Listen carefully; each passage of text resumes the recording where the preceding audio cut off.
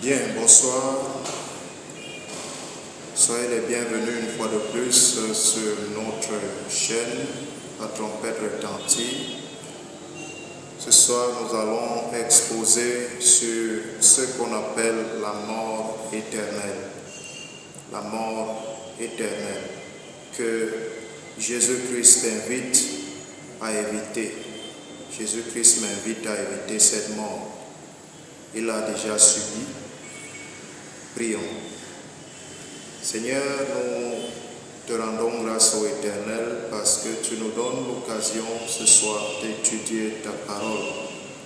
Nous voulons que ton Saint-Esprit ouvre ta parole à nos cœurs pour que nous puissions la comprendre, afin que l'ennemi ne nous la vole pas, parce que ceux qui ne comprennent pas ta parole, l'ennemi s'en empare et il s'en va avec. Seigneur, inonde-nous donc de ton esprit et donne-nous la bonne compréhension de ta parole. Surtout fortifie-nous afin que nous la mettions en pratique. Au nom de Jésus-Christ. Amen. Alors, la mort éternelle, qu'est-ce que c'est? Je voudrais déjà dire qu'il y a plusieurs définitions. Il y a beaucoup de gens qui ont apporté des définitions au concept de la mort éternelle. J'ai aussi arrêté comme définition, après étude de la parole de Dieu, ce qui suit. Je définis la mort éternelle comme l'adieu définitif à la vie. L'adieu définitif. Dès que vous mourrez, c'est fini, vous ne revenez plus. Adieu définitif à la vie. Seul Jésus-Christ, selon ce que nous enseigne la Bible, en a fait l'expérience. Aucun autre homme ne l'a encore expérimenté. Seulement après les 1000 ans, parce que quand Jésus va revenir, il va prendre ses élus. Les méchants vont rester morts sur la terre. Il n'y aura pas de vie sur la terre. Seul Satan et ses anges vont rester méditer sur les conséquences, ce qui les attend à cause de leur rébellion contre le ciel. Après les 1000 ans, les élus iront au ciel, ils vont passer 1000 ans. Après les 1000 ans, donc Jésus revient avec les élus sur la terre et les méchants vont ressusciter. Il y aura la seconde résurrection, Apocalypse chapitre 20, verset 5, et c'est lors de la seconde résurrection qu'on nous parle du concept de la seconde mort, Apocalypse chapitre 20, verset 14. Apocalypse chapitre 20, verset 14, nous dit ce qui suit.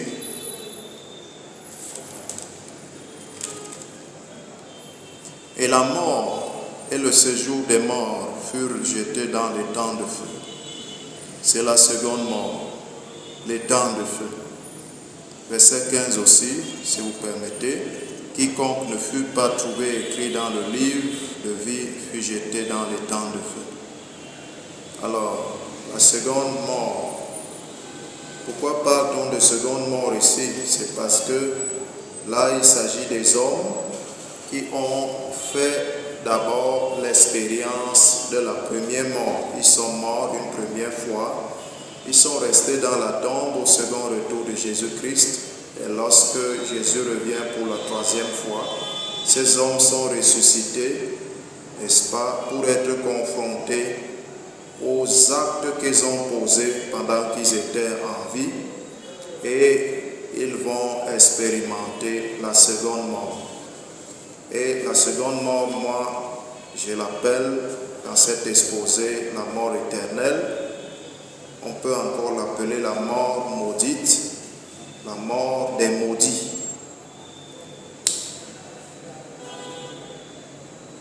Alors, ici c'est le péché qui tue l'homme. Ce dernier succombe aux douleurs causées par le péché. La cible des aiguillons du péché, c'est l'âme. En fait, c'est notre âme qui souffre. Le péché, ce n'est pas sur le corps physique qui se repose. Il n'est pas visible. Le péché n'est pas dans le... Donc, disons qu'il n'est pas visible. Il est spirituel. C'est sur notre âme, n'est-ce pas, qu'il va reposer. Et c'est l'âme qui souffre les affres du péché. Jésus nous dit dans Matthieu chapitre 10, verset 28, ce qui suit, Matthieu chapitre 10, verset 28, Jésus parlait ici de la seconde mort. Il est écrit, ne craignez pas ceux qui tuent le corps et qui ne peuvent tuer l'âme. Craignez plutôt celui qui peut faire périr l'âme et le corps dans la guéhenne. Dieu est capable de faire périr l'âme et le corps. Ça, c'est la mort éternelle. Et il faut dire ici que pour que ton âme souffre, il faut que tu sois vivant. L'âme ne peut pas souffrir lorsque tu meurs. L'âme est mortelle. Il faut dire ici que l'expérience de la mort maudite ou la mort éternelle commence du vivant du pécheur. Nous allons examiner, n'est-ce pas, Jésus-Christ a subi cela. Jésus, lui, cela a commencé à Gethsémane. C'est là qu'il a commencé à subir les affres du péché. Luc 24, verset 44, nous enseigne que les psaumes ont prédit les souffrances de Christ, les souffrances de son âme. Et nous allons donc nous inspirer. Vous pouvez lire, si vous voulez savoir quels étaient les derniers sentiments de Jésus-Christ avant sa mort. Vous pouvez lire les psaumes 22, psaume 50 et psaume 38. Il y a d'autres psaumes qui parlent des souffrances de Jésus-Christ, mais pour la circonstance, j'en ai choisi 3. Et nous allons, n'est-ce pas, étudier avec 2 psaumes. Qu'est-ce qui cause cette souffrance? Psaume chapitre 22, le verset 2. Psaume chapitre 22, le verset 2 nous dit ceci. Psaume 22, le verset 2. Mon Dieu, pourquoi m'as-tu abandonné? Et t'éloignes-tu sans me secourir, sans écouter mes plaintes? Ce qui cause ici la douleur du pécheur, c'est l'abandon de Dieu. La séparation avec Dieu. La séparation avec Dieu est douloureuse si la main de Dieu n'est plus sur toi. Ce que tu vas ressentir, ton âme devient malade. Ton âme perd le repos qu'elle est. Pour le moment, aucun homme n'est allé jusque-là. Aucun homme n'a ressenti, n'est mort, n'a souffert la mort éternelle.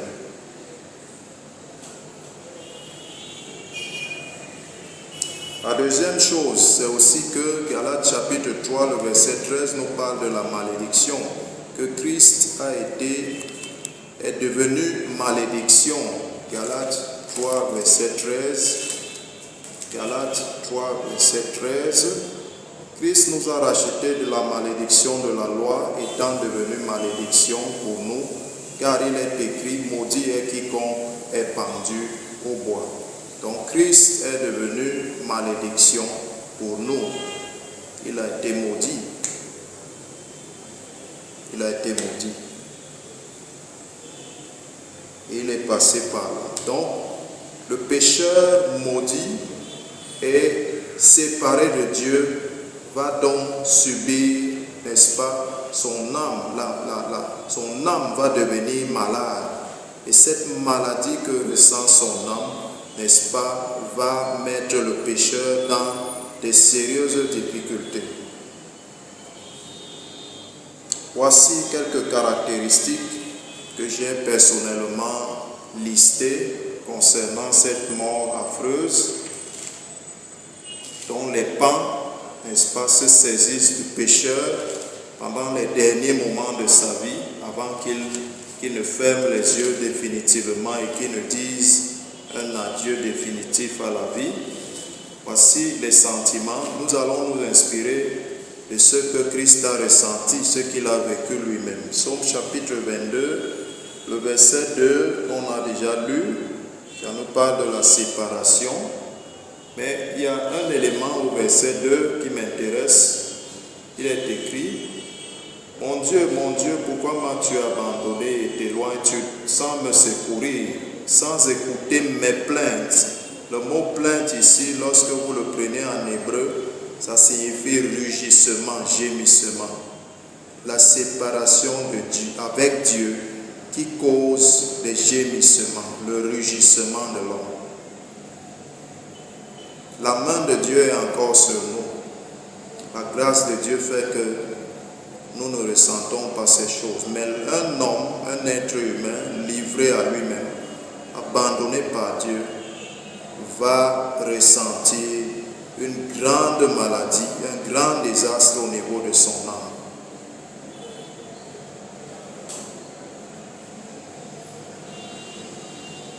Voici d'autres caractéristiques. C'est vrai qu'avant d'y arriver, pour dire que le pécheur se met à crier. Jésus-Christ a crié aussi: mon Dieu, je crie le jour et tu ne réponds pas, la nuit et je n'ai point de repos. Donc, il y a des cris, il y a des pleurs, et puis il n'y a pas de repos. C'est-à-dire que lorsque l'âme devient malade à ce moment, puisqu'elle est séparée de la source de vie, il n'y a pas de repos pour le pécheur. C'est la douleur jusqu'à la mort. Matthieu chapitre 26, verset, nous allons voir que Christ, n'est-ce pas, lorsqu'il a commencé, chapitre 26, verset 37 et 38, nous dit: il prit avec lui Pierre et les deux fils de Zébédée, et il commença à éprouver de la tristesse et des angoisses. Là, nous sommes déjà à Gethsémane. Et Jésus dit au verset 38, mon âme est triste jusqu'à la mort. Restez ici et veillez avec moi. Alors, la tristesse, l'angoisse s'empare de l'âme. Et ça, c'est sans remède, c'est à l'extrême, ça fait mal aux pécheurs. Alors,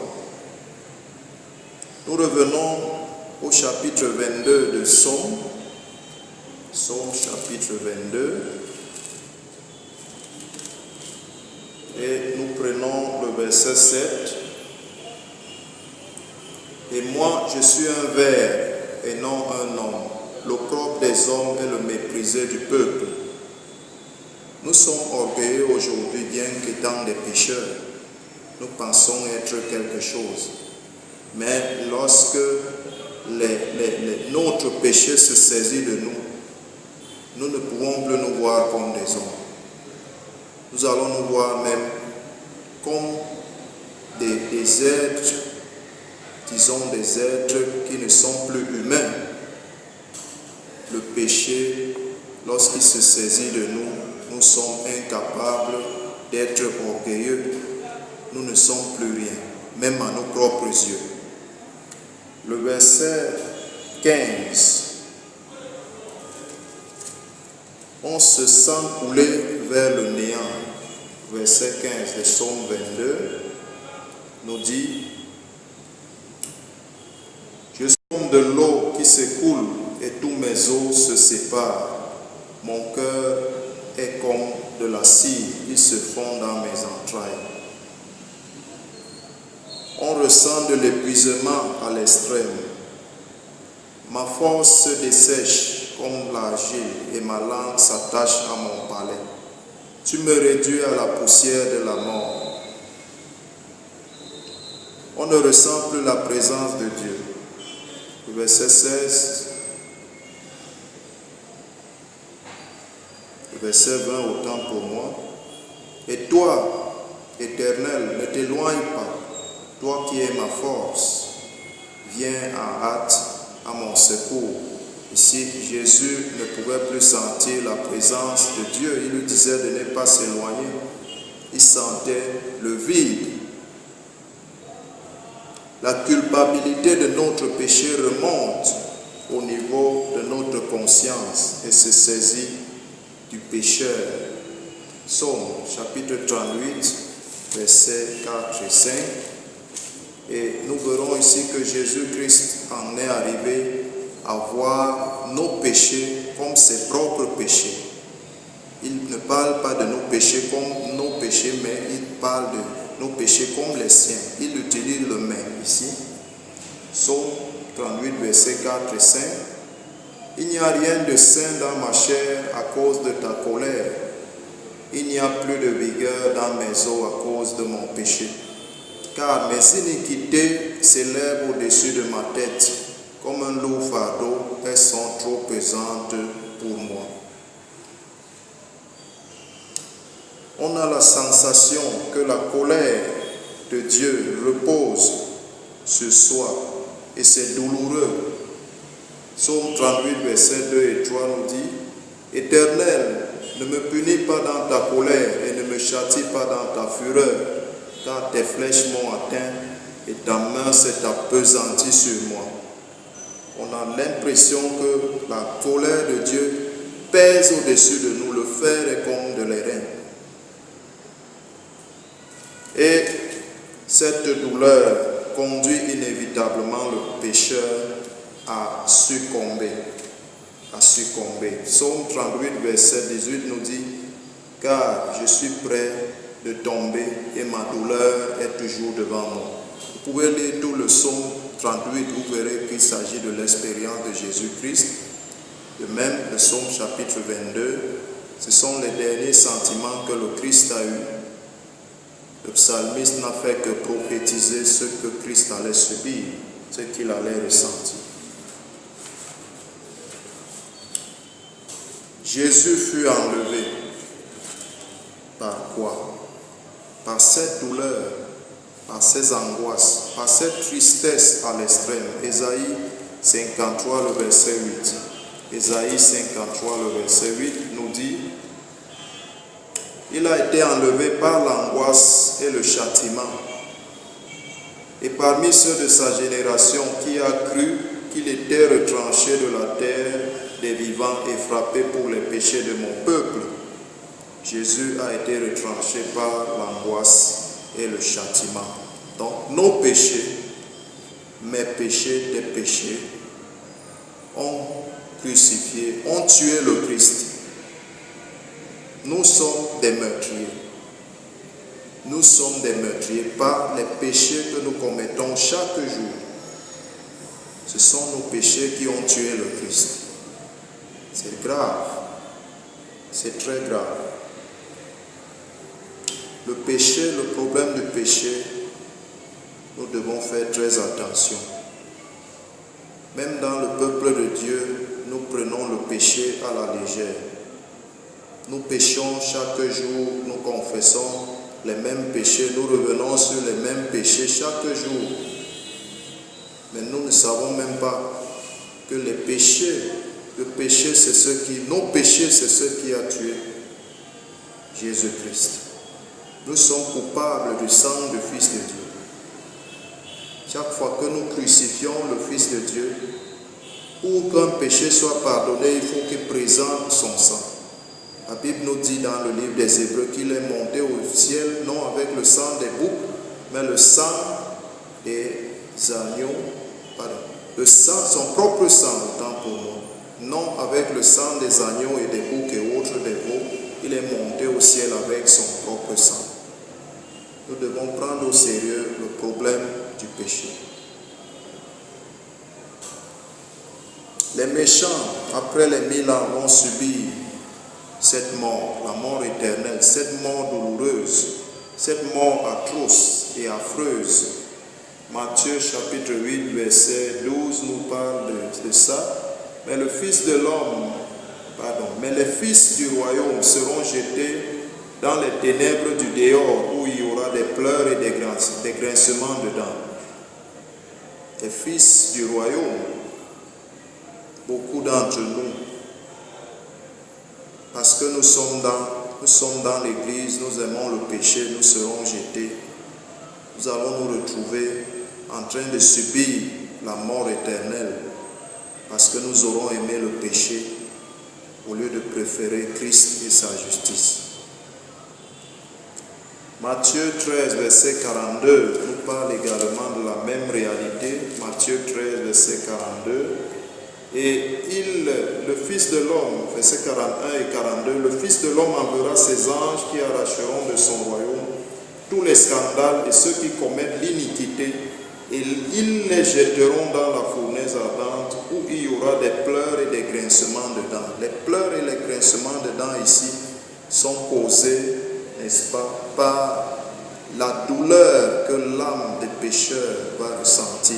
Les pécheurs maudits et retranchés, séparés de Dieu, ils vont ressentir la douleur due à leur péché. Le poids de leur péché va se soulever contre eux et il va les pousser à une agonie indescriptible.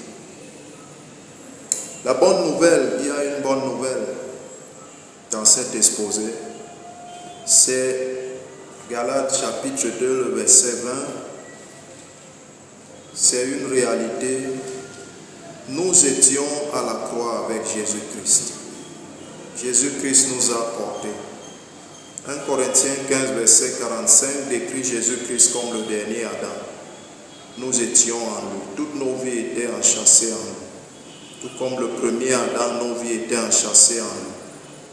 Dieu a soufflé dans le premier Adam le souffle des vies. L'hébreu qui est là-bas est un pluriel. C'est vrai que c'est traduit souffle de vie, mais l'hébreu qui est là-bas au niveau de vie, c'est des vies, souffle des vies. Nos vies étaient dans Adam. Lorsqu'il a posé son acte, parce que nos vies étaient enchâssées en lui, les conséquences de son péché se sont répandues sur la race humaine.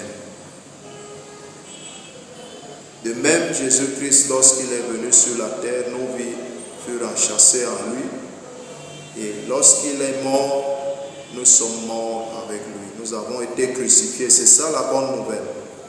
Et qu'est-ce que Dieu attend de nous? Là, c'est notre justification. À la croix, nous avons tous été justifiés. Ceux qui acceptent le sacrifice, même ceux qui n'acceptent pas, le simple fait qu'ils soient vivants est la démonstration du fait que Dieu a quand même financé pour leur vie, leur existence. Il a payé le prix de leur existence. Alors, la bonne nouvelle donc, c'est que nous avons été crucifiés avec Christ. L'apôtre Paul dit, j'ai été crucifié avec Christ. Et il dit maintenant, si je vis, ce n'est plus moi qui vis. Nous allons lire ça. Si je vis, je laisse Christ vivre. Là, je paraphrase. Galates 2, verset 20 nous dit, j'ai été crucifié avec Christ. Et si je vis, ce n'est plus moi qui vis, c'est Christ qui vit en moi. C'est Christ qui vit en moi. Je vis dans la foi au Fils de Dieu qui m'a aimé et qui s'est livré lui-même pour moi. Donc, et il dit, je ne rejette pas la grâce de Dieu. Alors, lorsque nous reconnaissons que nous étions avec Jésus-Christ à la croix, ce que Dieu attend de nous, c'est de laisser ce Christ-là vivre en nous par le Saint-Esprit, de le laisser se saisir de nous et vivre en nous, vivre sa vie en nous. Comment cela se fait? Le Saint-Esprit nous est donné. Le Saint-Esprit nous est donné pour nous guider, pour, n'est-ce pas, apporter la vie de Christ en nous nous amener à mettre en pratique la parole de Dieu. Voilà la bonne nouvelle. Si nous vivons comme ça, nous pouvons vivre dans l'attente du retour de Jésus-Christ et être sûrs que nous ne serons pas de ceux-là qui vont subir la mort éternelle. Nous serons plutôt de ceux-là qui vont, n'est-ce pas, aller avec Jésus-Christ, qui revient bientôt au ciel, et vivront éternellement avec Christ. Alors, mon cher ami, j'ai quelques questions pour toi pour finir. Qu'est-ce que tu choisis alors? Le péché ou la mort éternelle? Est-ce que tu attaches autant de prix à vivre éternellement? Dieu ne t'a pas créé pour vivre 20 ans ou 50 ans ou 100 ans et mourir. Et c'est fini comme ça. Il t'a créé pour vivre éternellement. Est-ce que tu es soucieux de vivre éternellement? Ou alors tu aimes dans le péché que tu préfères vivre peu d'années et puis tu vas mourir. Après tu vas revenir. Dieu va te montrer que tu as refusé la vie éternelle. Il va te montrer toutes les occasions que tu as rejetées, que tu as négligées, et puis mourir. Et puis tu vas mourir. Quel est le choix que tu fais? Moi, je préfère, j'ai déjà fait le choix de vivre éternellement par la grâce de Dieu. Et je t'invite également à faire ce choix. Mon frère, il n'y a rien de bon sur la terre. Lorsque Satan nous tente, Satan sait ce qu'il a laissé au ciel. Il n'y a rien. Il n'y a rien sur la terre qui doit nous retenir ici. Il n'y a rien ici qui doit nous causer d'accepter de vivre seulement quelques années et puis finir comme ça. Finir comme des misérables. Finir avec la malédiction et le courroux de Dieu sur nous. Dieu nous réserve le meilleur. Choisissons la vie. Éternel, nous te rendons grâce pour ce message de vie que tu nous donnes. Bénis tous ceux-là qui ont pris la peine de regarder ce message et permets que des cœurs soient gagnés à ta cause et que des âmes soient sauvées au nom de Jésus-Christ. Amen. Bien, chers amis, rendez-vous à la prochaine vidéo. Soyons sages. Faisons usage de la parole de Dieu. Mettons-la en pratique dans nos vies, selon alliance avec Jésus-Christ. Que Dieu nous bénisse. Amen.